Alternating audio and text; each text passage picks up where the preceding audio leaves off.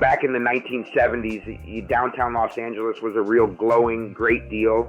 If you had an office down there, you were really somebody. You felt important. My offices were in the One Wilshire building, and right across the street on the corner of Wilshire and Grand, I owned a restaurant called La Siesta. I'd remodeled it from an old travel agency and made it a total landmark. It wasn't a huge spot, but it was absolutely beautiful, with that massive circular bar, arched walls, and strolling mariachis. Now, I'm not an attorney. I've just always spent my life working alongside lawyers. At the time, I was heavily involved in case acquisition and personal injury development, working right out of One Wilshire. I always lived like I had a ton of money, and I poured it right into that restaurant.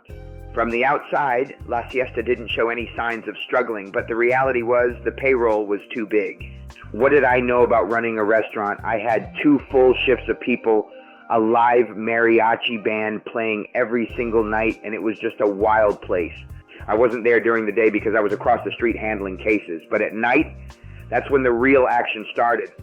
Groups of important people just flooded in from the nearby businesses and the courthouse.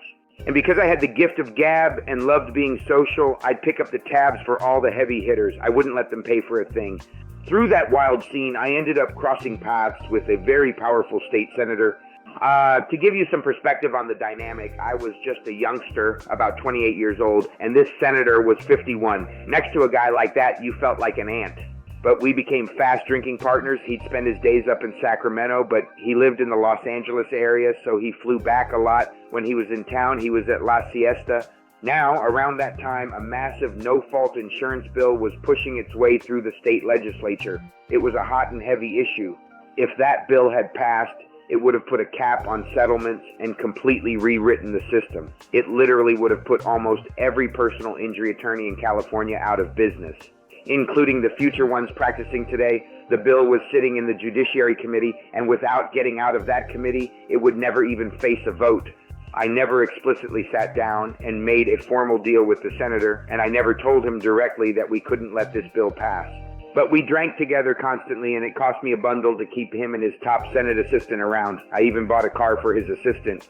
It wasn't a direct exchange for services. It was just one of those things that was expected if you wanted to keep doors open and make things happen.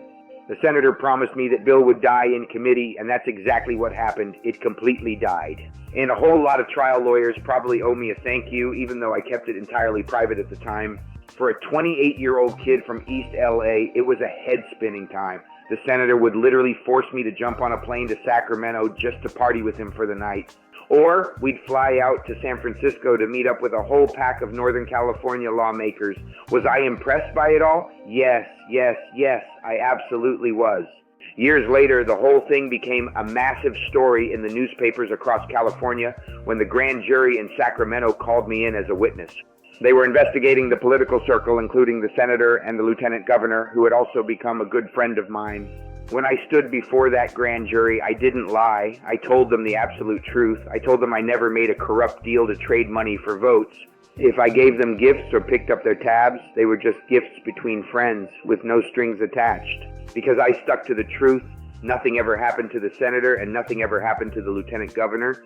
This is just one piece of a much larger story for my upcoming project, Me Unfiltered, where I'm putting all these wild, unwritten moments out in the open. There is still so much more to tell about this relationship, the political theater, and the aftermath. Stay tuned for the next episode. The No Fault Bill continued. You won't want to miss it.